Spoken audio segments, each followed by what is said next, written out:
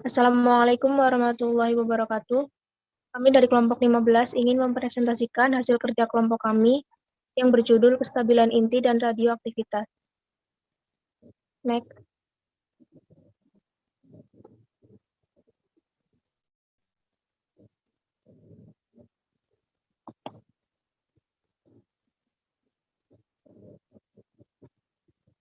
Yang pertama yaitu reaksi inti. Reaksi inti ini dapat berlangsung secara spontan atau karena induksi. Sebuah unsur yang mengalami suatu reaksi inti yang spontan dikatakan radioaktif. Unsur-unsur tersebut radioaktif karena konfigurasi proton-proton dan neutron-neutron di dalam inti menghasilkan suatu struktur yang tidak stabil.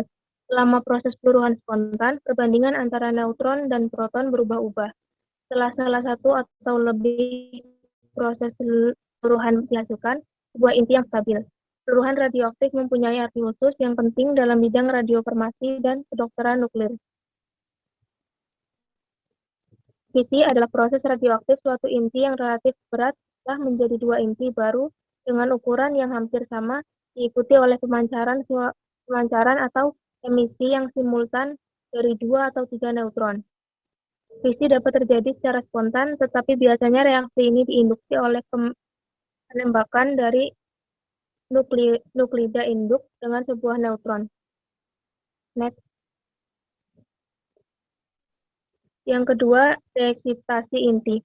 Reeksitasi inti ini dibutuhkan apabila inti yang dihasilkan di dalam reaksi inti berada dalam keadaan reeksitasi dan tidak dalam keadaan dasar yang stabil. Energi yang berlebih untuk kembali ke keadaan dasar dengan dua proses kompetisi yang emisi sinar gamma atau perubahan internal. Emisi sinar gamma menghasilkan emisi dari satu atau lebih sinar gamma dengan energi yang khas dari bentuk transisi tertentu yang bersangkutan.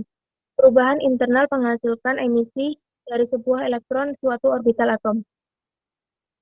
Next.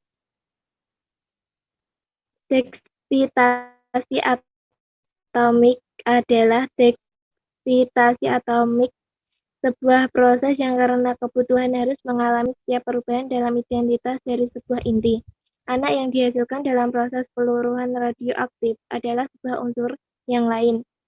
Orbital elektron berada dalam bentuk eksitasi dan terus melepaskan energi Higgs ke radiasi fluoresensi maupun sebagai elektron-elektron Auger hingga tercapai suatu konfigurasi yang stabil.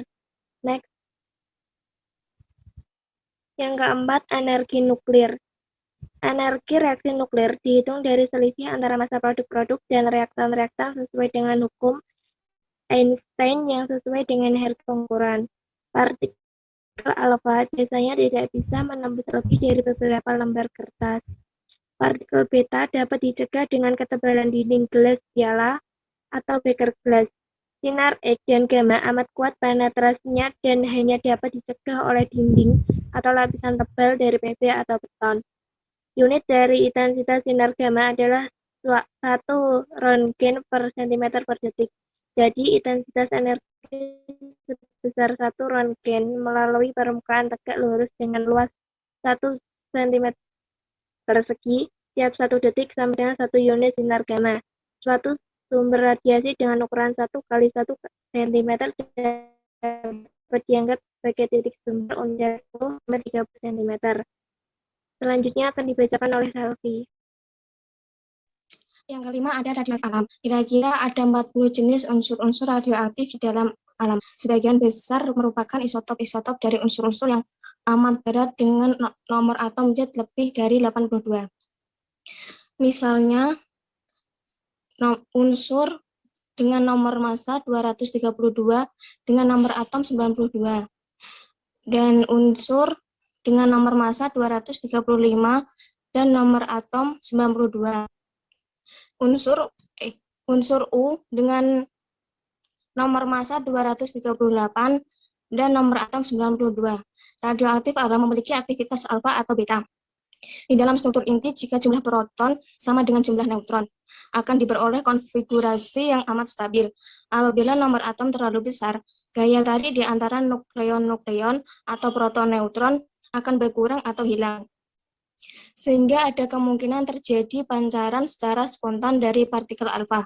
Sebenarnya tidak ada inti dengan massa yang sedang atau ringan memancarkan partikel alfa, kecuali unsur Sm dengan nomor massa 152 dan nomor atom 62. Next. Pada pelepasan partikel alfa, kecepatan dapat mencapai 2000 km per detik dan energinya 11 MeV. Secara keseluruhan, radiasi alfa dari isotop radioaktif dapat dianggap sebagai monoenergetik. Misalnya energi dari unsur PO dengan nomor massa 210 dan nomor atom 84, partikel alfa sama dengan 5,3 MeV.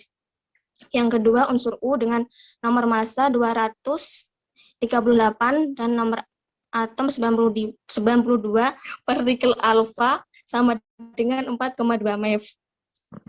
Yang ketiga, unsur Ra dengan nomor massa 226 dengan nomor atom 88, partikel alfa sama dengan 4,2 MeV. Energi sinar beta bervariasi mulai dari 0 sampai jumlah tertentu. Sinar beta merupakan spektrum kontinu. Tiap-tiap unsur radioaktif mempunyai energi maksimum yang tertentu karena hasil disintegrasi atau penguraian beta, bukan saja partikel beta. Tetapi juga ada partikel lain yang disebut neutrino, yang akan membawa keluar sebagian dari energi nuklir yang berlebih. Untuk berbagai unsur-unsur radioaktif, energi maksimum dari partikel beta berada beberapa ratus keV sampai 2-3 MeV. Energi maksimum partikel beta di udara adalah 10 meter, dan pada pakaian adalah 10-12 mm. Partikel beta diserap sempurna oleh lapisan aluminium 5-6 mm dan Pb atau timbal 1,0 mm. Baik, saya akan melanjutkan slide berikutnya. Cara mutasi buatan. Dengan ditemukan teori nuklir atau inti dari atom, cara mutasi buatan menjadi kenyataan. Memaparkan nitrogen pada partikel alfa berdasarkan dari radium dan hasilnya adalah pembentukan proton. Apabila unsur-unsur reagen seperti boron atau aluminium direaksikan dengan partikel alfa, emisi dari positron tidak berhenti walaupun emisi dari neutron berhenti dengan menghilangkan sumber partikel alfa. Di sini ada reaksinya atom. Ion atom memiliki nomor massa 13 dan 7 nomor atom adalah radioisotop. Buatan pertama yang dihasilkan adalah tanda radioisotop. Sebelumnya ia ditangkapkan oleh inti. Partikel bermuatan positif harus memiliki energi kinetik yang cukup untuk melampaui atau melebihi gaya tolak yang ditimbulkan apabila partikel positif mendekati inti positif. Partikel akselerator pembangkitan partikel seperti siklotron ditemukan untuk meningkatkan energi kinetik dari partikel pembuatan sampai level yang diperlukan untuk dapat ditangkap oleh inti dengan nomor atom yang besar. Demikian yang dapat kami sampaikan. Apabila ada kekurangan kata, kami mohon maaf. Kami akhiri. Wassalamualaikum warahmatullahi wabarakatuh.